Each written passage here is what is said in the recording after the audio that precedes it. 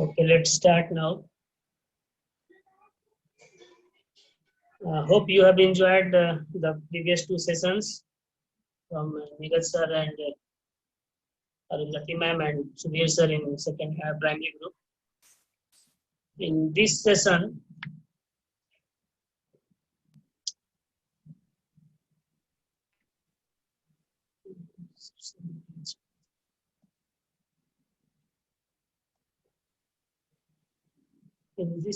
we are going to talk about Google Forms. I hope you all are aware of Google Forms, and most of us are using this technique to make questions for examinations, online examinations. Am I audible to you? Yes, sir. Yes, sir. Yes, sir. Yes, sir. Okay. So in today's session, we are going to talk more about Google Forms. Google Form is not just a tool for making questions. It may be used for homework submission, for practical notebook submission, and for attendance, for Not information. audible, sir. I cannot hear you. Yes. Not audible. I think my voice is audible to everyone. Yes, sir. It is audible. There might be problem at your end, madam. I cannot hear you, sir. Or not heard. है? कैसे बनेगा बताओ, हमारा mobile काम नहीं कर रहा है। हेलो। हाँ जी, बोला जाए। Hello. Yes sir. Yes sir. हाँ राकेश जी। हाँ सर। हम संजय सर बोल रहे हैं डीएवी पुसौली से। नमस्कार सर। हेलो। नमस्कार नमस्कार। एक्चुअली हम लोग तीनों एक ही मोबाइल से जुड़े हुए हैं, ठीक है ना? कोई दिक्कत नहीं सर। हाँ, तो अटेंडेंस भी एक ही से हो जाना चाहिए। नहीं सर, अटेंडेंस तो अलग अलग बनाइएगा सर। उसी लिंक को 3 बार टच कर लीजिएगा, तीनों को अलग अलग भर लीजिएगा। ठीक है, ओके सर। वर्कशॉप चलते हैं 3 minute. Please mute your mic. हाँ चलिए लिखिए तो। प्रभात।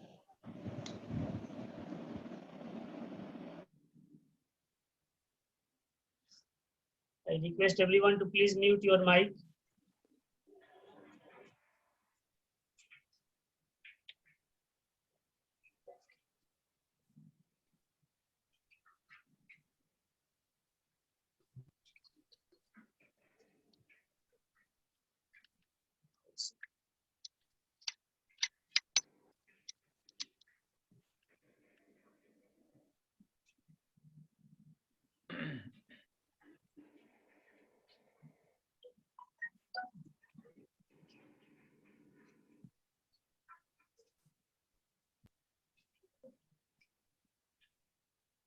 So the objective of our session is to learn about Google Forms and how to use these forms in our education system, especially in online system.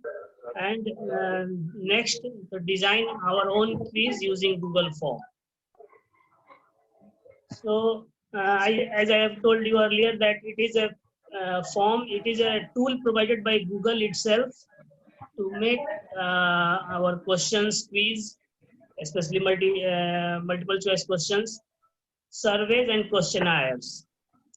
And there are so many outlets there through which we can connect our, still people are joining. We can connect with parents and students also.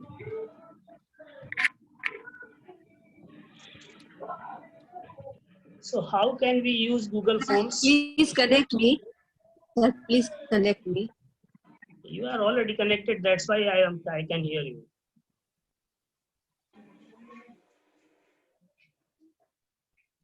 Riya madam, you are connected.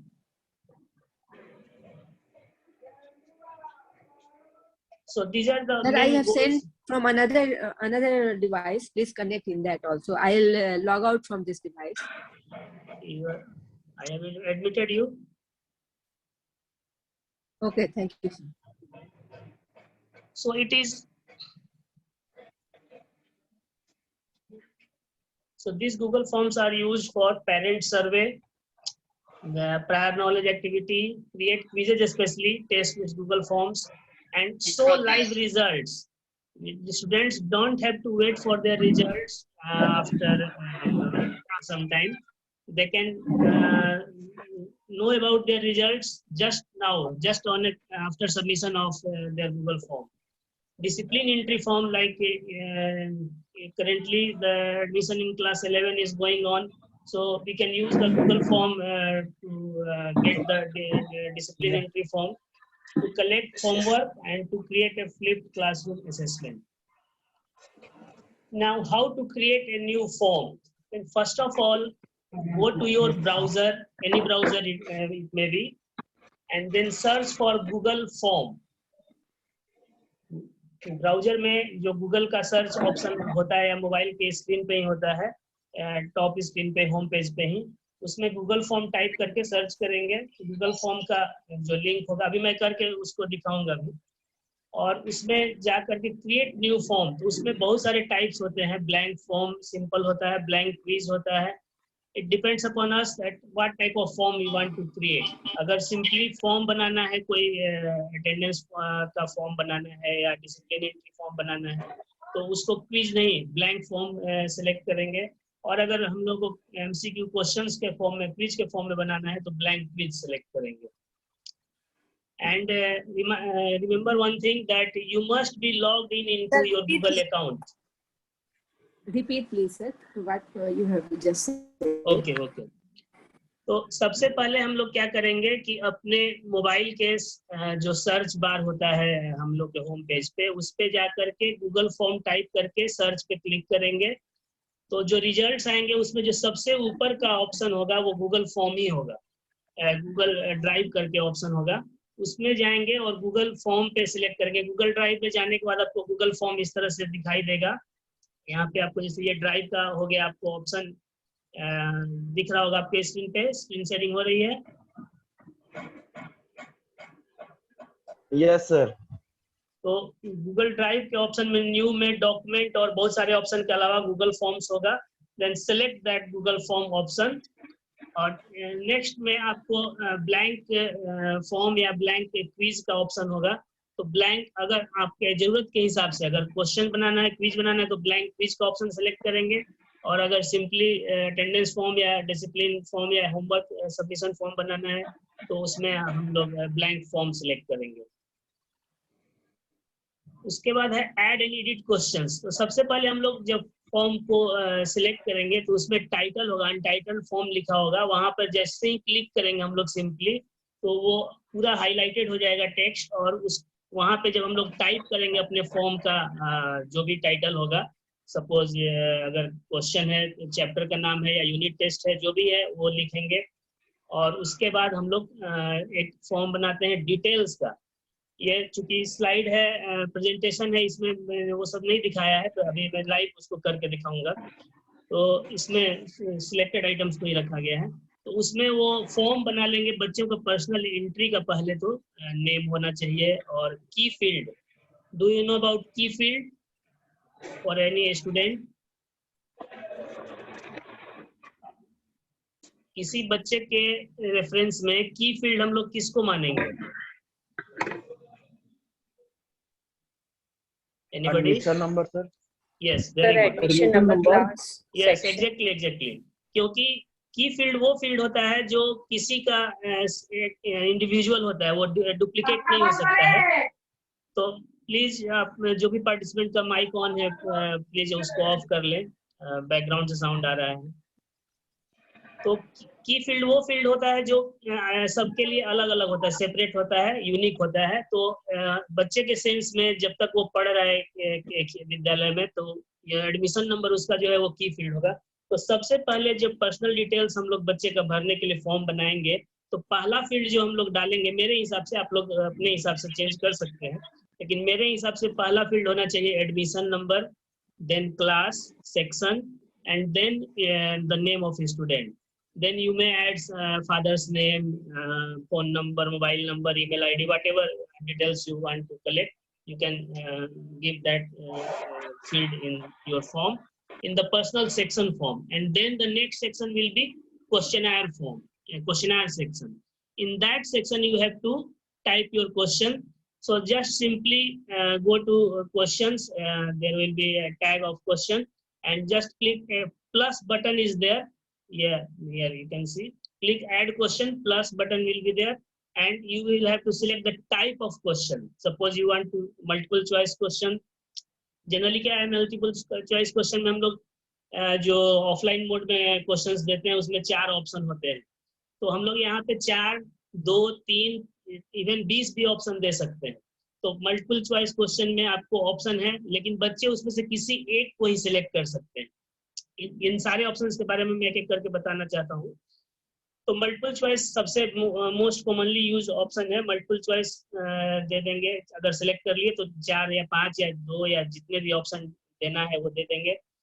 उसमें एक है check box option. जैसे आप लोग देखे होंगे कोई form में एक से अधिक फील्ड को सिलेक्ट करना होता है, एक से अधिक ऑप्शन को सिलेक्ट करना होता है. तो उस केस में ये चेक बॉक्सेज यूज किए जाते हैं. जैसे मान लीजिए कि आपको किसी के बारे में बताना है कि वो इंटेलिजेंट है, ऑनेस्ट है, बहुत सारे ऑप्शन दिए. अगर सारे हैं या 2, 1 से अधिक हैं तो उस केस में आपको चेक बॉक्स ऑप्शन लेना पड़ेगा. और उसके नीचे है ड्रॉप डाउन ऑप्शन. जब आप मल्टीपल चॉइस, इन दोनों, ये मल्टीपल चॉइस और ड्रॉप डाउन जो दोनों ऑप्शन है वो ऑलमोस्ट सेम है. ड्रॉप डाउन भी मल्टीपल चॉइस ही ऑप्शन है, लेकिन दोनों में अंतर क्या है कि जब आप मल्टीपल चॉइस क्वेश्चन ऑप्शन लेते हैं तो आपके सारे ऑप्शन स्क्रीन पे एट ए टाइम दिखते हैं. लेकिन जब आप ड्रॉप डाउन ऑप्शन लेते हैं तो आपके जो ऑप्शंस हैं वो हिडन होते हैं. जब वहां पे क्लिक करते हैं उस एरो के, ड्रॉप डाउन एरो के ऊपर, तब आपको ऑप्शंस दिखाई पड़ते हैं. तो उससे क्या होता है कि आपका जो फॉर्म है, गूगल फॉर्म है, वो थोड़ा कंसाइज दिखता है. और सबसे ऊपर में जो हम छोड़ दिए हैं शॉर्ट आंसर. जैसे सपोज कि आप कुछ सब्जेक्टिव टाइप आंसर या सब्जेक्टिव टाइप डिटेल्स चाहते हैं बच्चों से, तो वहां पे शॉर्ट आंसर टाइप सिलेक्ट करेंगे. अगर थोड़ा ज्यादा, yes Bhavana ma'am, any problem? Rakesh sir, drop down को एक बार फिर से कर दीजिए सर. हाँ, बता दे रहे हैं सर. पहले शॉर्ट आंसर और पैराग्राफ को खत्म कर ले, उसके बाद फिर से ड्रॉप डाउन एक बार बता देते हैं. तो शॉर्ट आंसर मतलब जैसे बच्चे का नेम भरना है, फादर्स नेम भरना है, तो उस केस में, या ईमेल आईडी भरना है, तो उस केस में शॉर्ट आंसर टाइप सिलेक्ट करेंगे, क्वेश्चन का टाइप. और अगर लॉन्ग आंसर टाइप है, जैसे कुछ लिखना है बच्चे को, अपना व्यू लिखना है किसी चीज के बारे में, या कोई क्वेश्चन आप दे रहे हैं जिसका लॉन्ग आंसर चाहते हैं, तो उस केस में पैराग्राफ टाइप क्वेश्चन सिलेक्ट करेंगे. फिर से एक बार बता दे रहे हैं मल्टीपल चॉइस और ड्रॉप डाउन में अंतर क्या है. मल्टीपल चॉइस में जो सारे ऑप्शन हैं वो एट ए टाइम स्क्रीन पे दिखेंगे, और ड्रॉप डाउन में वो ऑप्शन नहीं दिखेंगे. जब आप ड्रॉप डाउन बटन पे सिलेक्ट करेंगे तभी वो सारे ऑप्शन आपको दिखाई देंगे.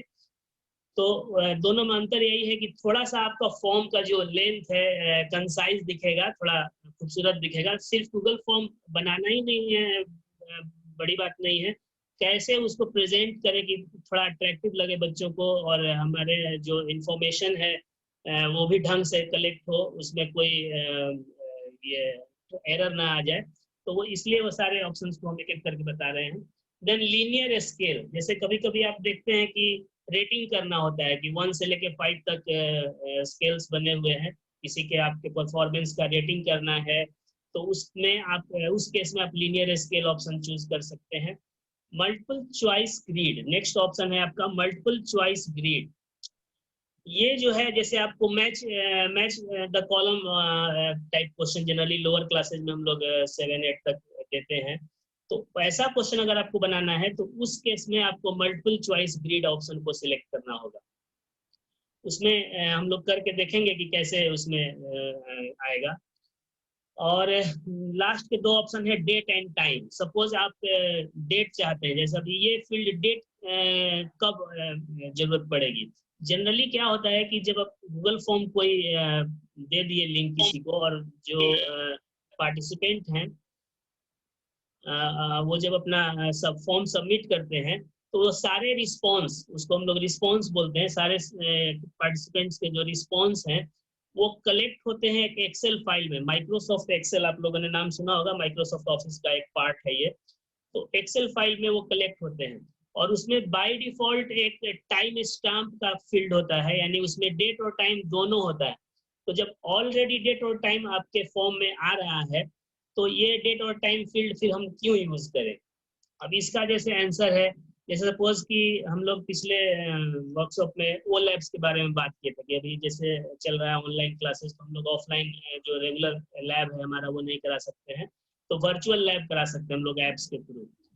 वर्चुअल लैब करेगा बच्चा तो फिर उसको प्रैक्टिकल नोटबुक जो है वो भी लिखना होगा, क्योंकि उसके लिए उसको 5 मार्क्स दिए जाते हैं, तो लिखना चाहिए बच्चों को। तो अगर वो लिखवाना है आपको और वो सबमिट करवाना है, तो उस केस में जैसे आप लोग मालूम है कि प्रैक्टिकल नोटबुक में 2 फील्ड होते हैं, एक होता है डेट ऑफ एक्सपेरिमेंट और एक होता है डेट ऑफ सबमिशन।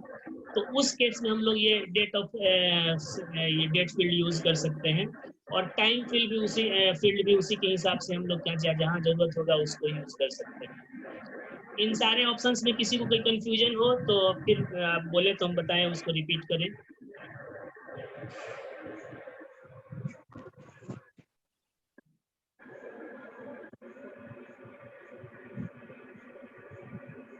ये ड्रॉप डाउन में क्या होगा सर? ड्रॉप डाउन में सर अभी हम 2 बार बता दिए, एक बार करके भी दिखाएंगे अभी थोड़ी देर में। ड्रॉप जी डाउन हाँ, में तो वो ज्यादा बेहतर होगा। जी वो करके भी दिखाएंगे। ड्रॉप डाउन में सेम है, मल्टीपल चॉइस वाला ही है, लेकिन वो ऑप्शन दिखाई नहीं देगा जब आप फॉर्म्स प्रेजेंट करेंगे, तो वो बटन पे क्लिक करने के बाद दिखाई देगा। जी ठीक है। ये जो वही चीजें हैं जो हम अभी डिस्कस किए हैं, उसी के बारे में थोड़ा थोड़ा लिखा हुआ है। Now edit your form. जैसे आप फॉर्म बनाते हैं तो उसमें हर क्वेश्चन के नीचे या फॉर्म का जो आपका सेक्शन है, टाइटल सेक्शन है, पर्सनल डिटेल सेक्शन है, हर जगह आप टाइटल और डिस्क्रिप्शन का ऑप्शन दे सकते हैं। 4 बटन आपको दिख रहे हैं, हर क्वेश्चन के साथ ये दिखाई देगा। एक बटन जो पहला ऊपर में टीटी दिखाई दे रहा है, टीटी स्टैंड्स फॉर टेक्स्ट। तो अगर आप इसको क्लिक करते हैं तो उस क्वेश्चन के बारे में आप टाइटल या डिस्क्रिप्शन डाल सकते हैं। क्वेश्चन का जो स्टेटमेंट होगा वो अलग होगा, और उसके लिए आप कुछ डिस्क्राइब करना चाहते हैं, कुछ हिंट देना चाहते हैं, तो वो उस बटन को क्लिक करके और उसमें हम दे सकते हैं। कभी कभी क्वेश्चंस में हम लोग को इमेज डालना पड़ सकता है, या ऑप्शन में भी इमेज डालना पड़ सकता है, तो उस केस में ये ऐड इमेज जो पहाड़ जैसी फिगर बना हुआ है, उस बटन को क्लिक करेंगे तो इमेज आपका इंसर्ट होगा। आपको सिलेक्ट करना होगा वो कौन सा इमेज हम डालना चाहते हैं, उसको लोकेट करके। Then the next button is add video. Suppose आप कोई वीडियो रिलेटेड क्वेश्चन बच्चों से पूछना चाहते हैं तो वीडियो भी ऐड कर सकते हैं, वो भी ऑप्शन है। आप अपने गूगल फॉर्म को एक से अधिक सेक्शन में बांटना चाहते हैं, तो जैसे पहला सेक्शन कंप्लीट हो गया आपका, तो उसके बाद आप उस नया सेक्शन ऐड करने के लिए ये जो नीचे में 2 पैरेलल लाइंस का बटन दिख रहा है, that is add section button, उसको क्लिक करके नया सेक्शन ऐड कर सकते हैं। कोई क्वेश्चन अगर आपको सिंपली थोड़ा सा माइनर चेंज है तो आप क्वेश्चन को डुप्लीकेट कर सकते हैं, और फिर वो जो सेकंड क्वेश्चन है, जो कॉपी किया हुआ क्वेश्चन है, उसमें जाके आप थोड़ा बहुत जो चेंज करना है वो चेंज कर सकते हैं। तो इससे आपका टाइम बचेगा, आसान होगा। कोई क्वेश्चन अगर आपको लगता है कि फालतू बन गया या इसकी जरूरत नहीं है, तो सिंपली क्वेश्चन के नीचे आपको डिलीट बटन होता है, उसको क्लिक करके आप डिलीट भी कर सकते हैं। क्वेश्चन का ऑर्डर चेंज करने के लिए जैसे आप ये क्वेश्चन के बीच में बटन होता है एक पैरेलल लाइंस का, और एक साइड में भी होता है, तो जैसे ही आप माउस के कर्सर को या मोबाइल में आप यूज कर रहे हैं, मोबाइल में अपने फिंगर को वहां पे ले जाएंगे, तो वो ये डबल हेडेड एरो में, एक्चुअली 4 हेडेड एरो में ये कन्वर्ट हो जाएगा, और उसके बाद उसको ड्रैग करके जहां आप चाहें वहां पे उसको प्लेस कर सकते हैं। तो दिस बटन इज कॉल्ड सफल question order, option order. Question भी सफल कर सकते हैं, ऑप्शन भी सफल कर सकते हैं। तब आपको अपने जो फॉर्म है उसको हो सकता है कि प्रिंट निकालने की जरूरत पड़े, तो आपको जो फॉर्म बना रहे हैं उसके बगल में 3 डॉट्स दिखाई देंगे, वहां पे आप क्लिक करके बहुत सारे ऑप्शन है उसमें से प्रिंट ऑप्शन को चूज करके अपने फॉर्म को प्रिंट भी कर सकते हैं, ताकि वो फ्यूचर के लिए प्रिजर्व रहे। शेयर एंड कोलेबोरेट, ये बहुत इंपॉर्टेंट ऑप्शन है। कोलेबरेट, ऐड कोलेबरेटर्स एक ऑप्शन होता है, जैसे ये 3 डॉट्स जो है वो ऑप्शन वाले, प्रिंट वाले जो ऑप्शन में बटन आप सिलेक्ट करेंगे उसी में ये भी मिलेगा आपको, ऐड कोलेबरेटर्स। अब ये यूज होता है जनरली, हम लोग सारे साइंस टीचर्स हैं, तो फिजिक्स के क्वेश्चंस कोई और बनाता है, केमिस्ट्री का कोई और बनाता है, बायो कोई और बनाता है। अब अगर हम लोग को एक ही साथ क्वेश्चन को प्रेजेंट करना है, मतलब मान लीजिए कि हमको 50 मार्क्स का एक ही कंबाइंड टेस्ट लेना है, तो फिर या तो वो 3 अलग अलग क्वेश्चंस भेजे जाएंगे, गूगल फॉर्म्स भेजे जाएंगे, या फिर एक ही आदमी को सारा टाइप करना पड़ेगा। उस केस में क्या है कि आप ऐड कोलैबोरेटर्स यूज कर सकते हैं, और उसके थ्रू हम लोग बहुत आसानी से, जैसे मान लीजिए कि मैं केमिस्ट्री टीचर हूँ और हमारे जो 2 पार्टनर हैं फिजिक्स और बायोलॉजी वाले, मैं उनका ईमेल आईडी सिंपली इसमें इस ऑप्शन में जाके ऐड कोलैबोरेटर्स पे जब मैं क्लिक करूंगा, तो उसमें उनका ईमेल आईडी सिंपली टाइप कर देना है। एक से अधिक ईमेल आईडी भी हम लोग डाल सकते हैं, उसमें कॉमा देंगे तो नेक्स्ट ईमेल आईडी भी वो एक्सेप्ट करेगा। और जब सारे ईमेल आईडी ये हो जाएंगे तो ये सेंड बटन पे क्लिक कर देंगे और डन बटन पे क्लिक कर देंगे, तो वो कोलैबोरेट हो जाएंगे। अब उससे क्या होगा कि फॉर्म सपोज कि मैंने स्टार्ट किया बनाना, मैंने अपने 17 क्वेश्चन बना लिए, फिर मैं वो चूंकि फिजिक्स वाले कोलैबोरेट हैं ऑलरेडी, तो वो भी उस फॉर्म को ओपन कर सकते हैं, एडिट कर सकते हैं। तो वो उस फॉर्म को ओपन करेंगे और अपना जो 16-17 क्वेश्चन उनको टाइप करना है वो अपना टाइप कर लेंगे, और उसी तरह से बायो वाले जो टीचर हैं वो भी कर लेंगे। तो ये तीनों लोग मिल करके एक कॉमन क्वेश्चन बना लेंगे, और वो जो रिस्पॉन्स आएगा बच्चों का, जो वो फॉर्म भेजा जाएगा, क्वेश्चन भेजा जाएगा, तो उसके बाद जो रिस्पॉन्स आएगा बच्चों का, जो फॉर्म सबमिशन होगा, उस रिस्पॉन्स को सभी लोग देख सकते हैं, शेयर कर सकते हैं, और उसको इवेल्युएशन भी कर सकते हैं। हालांकि इवेल्युएशन इसमें ऑलरेडी हम लोग चाहें तो अपने आप ही हो सकता है। रिस्पॉन्स कहाँ कलेक्ट करें? जनरली जो आपका सिस्टम है उसमें वो रिस्पॉन्स कलेक्ट करने का ऑप्शन होता है डाउनलोड फोल्डर के अंदर में, लेकिन हम लोग चाहें तो उस फोल्डर को, डिफॉल्ट फोल्डर को हम लोग चेंज भी कर सकते हैं। तो वो चेंज करने के बाद हम लोग रिस्पॉन्स में जा करके रिस्पॉन्स को डाउनलोड करके और उसको फिर हम लोग एनालाइज करके रिजल्ट कैसे बनाएंगे वो भी हम आपको बताएंगे लाइव। इसको फिलहाल हम शेयर बंद कर रहे हैं। लाइव अभी हम लोग देखेंगे कि कैसे शेयर किया जा सकता है।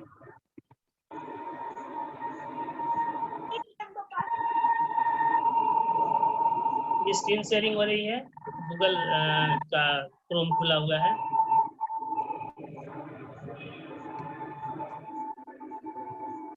आप लोग के स्क्रीन पे आ रहा है गूगल क्रोम खुला हुआ? Yes, sir. Okay. Yes, sir.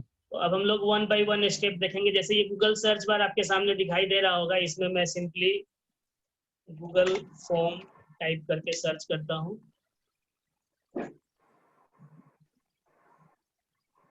तो आपको ये रिजल्ट आ गया। आपको सबसे ऊपर में दिख रहा होगा Google forms free online service for personal use, और उसके नीचे एक है गूगल फॉर्म्स साइन इन, दिखाई दे रहा है? Yes, sir. ओके।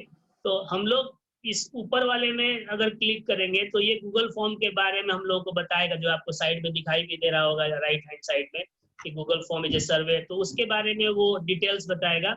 लेकिन वो हम लोग को डिटेल्स नहीं जानना है, हम लोग को गूगल फॉर्म यूज करना है। तो हम लोग जो नीचे वाला ऑप्शन है गूगल फॉर्म साइन इन, उस पर क्लिक करेंगे।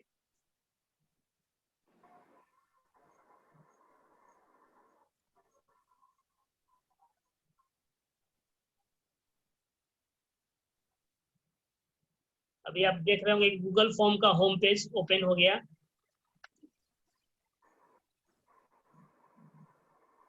चूंकि मेरे सिस्टम में ऑलरेडी मेरा लॉगिन किया हुआ है गूगल पे, जीमेल पे, इसलिए मेरे से लॉगिन के लिए आस्क नहीं किया है। लेकिन अगर आपका लॉगिन नहीं होगा तो वो लॉगिन के लिए आपको प्रॉम्प्ट करेगा, उसमें आपको अपना जीमेल आईडी और पासवर्ड जैसा मांगेगा वैसा देना पड़ेगा। तो आप देख रहे हैं कि अभी बहुत सारे ऑप्शन हैं, blank, contact information, party invite, blank quiz, RSVP। तो अभी हम लोग को एजुकेशनल के लिए 2 ही ऑप्शन की मेनली जरूरत है, ब्लैंक और ब्लैंक क्विज। अभी हम लोग ब्लैंक क्विज को जैसे क्लिक करते हैं,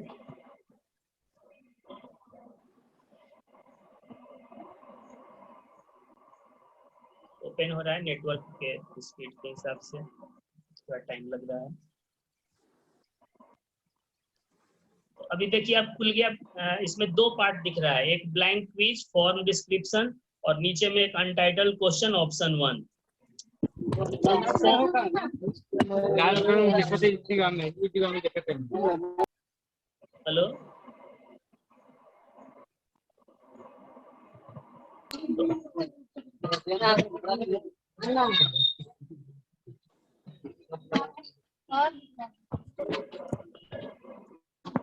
फॉर्म को बनाने से पहले हम लोग इसके जो सेटिंग्स हैं उनको पहले जान लेंगे। इस सेटिंग्स करने के बाद ही फॉर्म में हम लोग आगे बढ़ेंगे।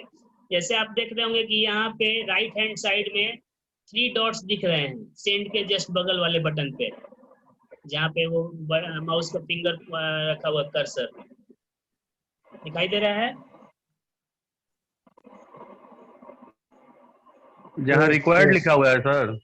हाँ नहीं, सेंड के बगल में, सेंड के बगल में ब्लू बटन है, उसके जस्ट बगल में एक तीन डॉट बने हुए हैं जिसके टच करने पे मोर दिखाई दे रहा है।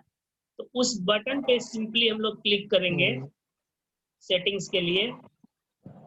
और अब जैसे क्लिक करने के बाद आप देख रहे होंगे कि इसमें बहुत सारे ऑप्शंस दिखाई दे रहे हैं, make a copy, move to trash, get prefilled link, print. अभी वो सारे ऑप्शन के बाद बात करेंगे। सबसे पहले हम लोग जो सबसे लास्ट ऑप्शन है प्रीफरेंसेस, तो प्रीफरेंसेस को क्लिक करेंगे।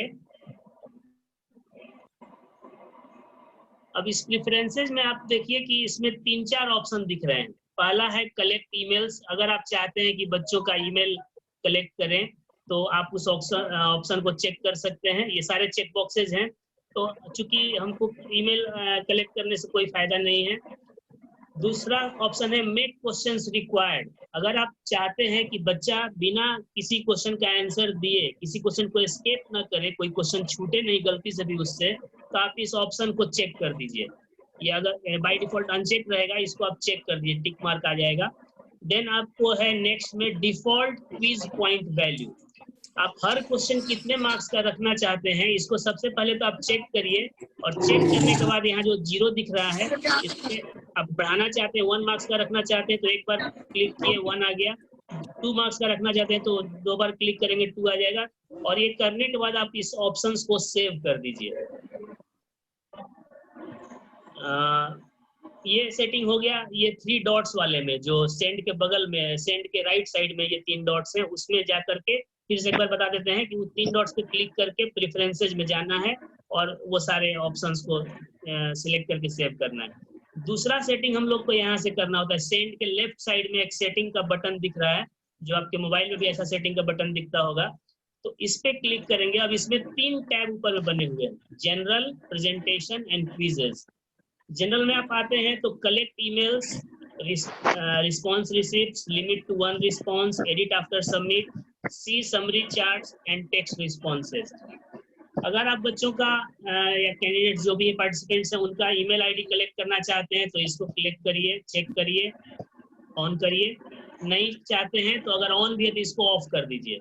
नेक्स्ट है, ये बहुत काम का ऑप्शन है, इसको ध्यान से आप लोग सुनेंगे और इसको यूज करेंगे। Limit to 1 response.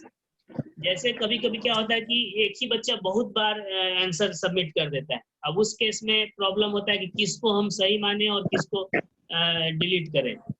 वो कहेगा कि हम जो बाद वाला भेजे जिसमें ज्यादा नंबर आया वही मेरा सही होना चाहिए, बाकी नहीं मानते, हम मानते हैं गलती से हो गया। तो उस केस में आप लिमिट टू 1 रिस्पॉन्स को चेक कर दीजिए। तो जब तक वो गूगल, इसमें एक प्रॉब्लम है, ड्रॉबैक है, ये हायर क्लासेज में ही आप कर सकते हैं, जनरली 7 ऑनवर्ड्स, क्योंकि जैसे ही आप इस बटन को क्लिक करेंगे, चेक करेंगे, ऑन करेंगे, तो बच्चे बिना गूगल अपने अकाउंट में साइन इन किए इस आपके फॉर्म को खोल नहीं सकते, उस लिंक को ओपन ही नहीं कर सकते। वो लिंक ओपन नहीं होगा जब तक उनका गूगल में साइन इन नहीं होगा। तो आपको जैसा जरूरत हो उसके हिसाब से करिए। बड़े बच्चों के लिए जनरली हम लोग इसको ऑन करके रखते हैं। देन दूसरा ऑप्शन है एडिट आफ्टर सबमिट। सबमिट करने के बाद भी एडिट करना चाहे अगर बच्चा तो आप इस ऑप्शन को ऑन कर सकते हैं, लेकिन इसकी जरूरत नहीं होती है, जनरली हम लोग इसको ऑफ करके रखते हैं। See summary charts and text responses. आप चाहते हैं कि पार्टिसिपेंट जो हैं, आप जो भी रिस्पॉन्स आया उसका स्टैटिस्टिक्स देख सके, तो आप इसको ऑन कर सकते हैं। जनरली इसको ऑन करके हम लोग नहीं रखते हैं क्योंकि स्टैटिस्टिक्स बच्चों को दिखाने का कोई तुक नहीं है। इसको कुल मिलाकर के इसमें जो बीच वाला बटन है लिमिट टू 1 रिस्पॉन्स, वो यूजफुल है, उसको हम लोग यूज करना चाहिए। नेक्स्ट आपका टैब है प्रेजेंटेशन। अब इसमें आपको जैसे 3 ऑप्शन है, शो प्रोग्रेस बार, तो इसको ऑन करके रखेंगे। दूसरा है सफल क्वेश्चन ऑर्डर। जनरली क्या होता है कि बच्चे बहुत चालाक होते हैं, आप कितना भी कोशिश करिए वो अपना कॉपी करने का एक से एक तरीका ढूंढ लेते हैं, लेकिन आप मिनिमाइज करने के लिए क्या करेंगे, जैसे बच्चे जनरली फोन करके बोलेंगे कि पहला क्वेश्चन का बताओ कौन सा ऑप्शन होगा, दूसरा क्वेश्चन का बताओ कौन सा ऑप्शन होगा अपने फ्रेंड्स को। तो आप इस ऑप्शन को अगर क्लिक कर देते हैं सफल क्वेश्चन ऑर्डर, तो हर बच्चे के पास जो क्वेश्चन का ऑर्डर है वो चेंज होके जाएगा। जो पहले बच्चे के लिए फर्स्ट क्वेश्चन है वो दूसरे बच्चे के लिए हो सकता है कि वो 10th क्वेश्चन हो जाए। तो उसके लिए एक और चीज रिक्वायर्ड है कि जब आप क्वेश्चन टाइप करें तो क्वेश्चन नंबर नहीं दें, सिंपली क्वेश्चन टाइप करते जाएं, ना ऑप्शन में ABCD लिखें ना क्वेश्चन में नंबर दें, क्वेश्चन नंबर 1 2 ये सब लिखने की जरूरत नहीं है। तो सिंपली क्वेश्चन टाइप करें और ऑप्शन टाइप करें। Show link to submit another response, इसको हमेशा ऑफ ही रखना है, क्योंकि अगर आप चाहते हैं कि बच्चे एक से अधिक रिस्पॉन्स नहीं सबमिट करें तो इसको ऑफ करने में ही फायदा है। यहाँ पे आप मैसेज डाल सकते हैं, जो भी आप चाहें बच्चे सबमिट करने पे उसको क्या मैसेज आएगा वो आप डाल सकते हैं। और लास्ट टैब है क्विजेज। तो पहला जैसे इसमें है मेक दिस ए क्विज, अगर आप क्विज बना रहे हैं तो इसको ऑन करके रखेंगे, यानी अगर आप क्वेश्चंस भेज रहे हैं तो इसको ऑन करके रखेंगे। रिलीज ग्रेड, अब ये दोनों ऑप्शन बहुत ही काम के हैं, इनको ध्यान से आप लोग सुने। इमीडिएटली आफ्टर इच सबमिशन, अगर आप चाहते हैं कि बच्चा जैसे ही सबमिट करे उसको तुरंत रिजल्ट उसका पता चल जाए, तो इस ऊपर वाले बटन को इमीडिएटली आफ्टर इच सबमिशन को ऑन करके रखना है। लेकिन अगर आप चाहते हैं कि उसी समय उसको रिजल्ट नहीं पता चले, जैसे हम लोग चूंकि DAV संस्थान से बंधे हुए हैं तो मैनेजमेंट के इंस्ट्रक्शन को फॉलो करना होता है कि जो बच्चे फी जमा किए हैं उनको रिजल्ट दिखे, बाकी को नहीं दिखे, उनको ना हम लोग पब्लिश करें। तो उस केस में ये बहुत काम का ऑप्शन है लेटर आफ्टर मैनुअल रिव्यू, उसके बाद में आप उसको रिजल्ट बना करके अलग से भेज सकते हैं। उसके नीचे के भी जो तीनों ऑप्शन हैं, missed questions, correct answers, point values, ये तीनों ये भी बहुत काम के हैं। मिस्ड क्वेश्चंस को हमेशा ऑन करके रखेंगे क्योंकि बच्चों को पता चले कौन सा क्वेश्चन मिस हुआ है। करेक्ट आंसर्स को ऑफ करके रखेंगे क्योंकि बच्चे को पता नहीं चले कि इस क्वेश्चन का करेक्ट आंसर क्या है सबमिट करने के बाद, ताकि वो किसी दूसरे को बता ना सके। हाँ सर, एक मिनट, 2-3 वो जो है ना माइक ऑन किए हुए दिक्कत हो रहा है। अनुज सर, ब्रजेश सर, शिखा मैम, अस्मित मैम, थोड़ा ऑफ कर दीजिए मैम, ऑफ कर दीजिए, कान में बहुत इरिटेशन आ रहा है। मेरे माइक से आवाज नहीं आ रही है सर। ब्रजेश सर आपका ऑन है सर, लेकिन और जिसका भी आ रही है सब लोग म्यूट कर दे, जब बोलना हो तो ऑन कर ले।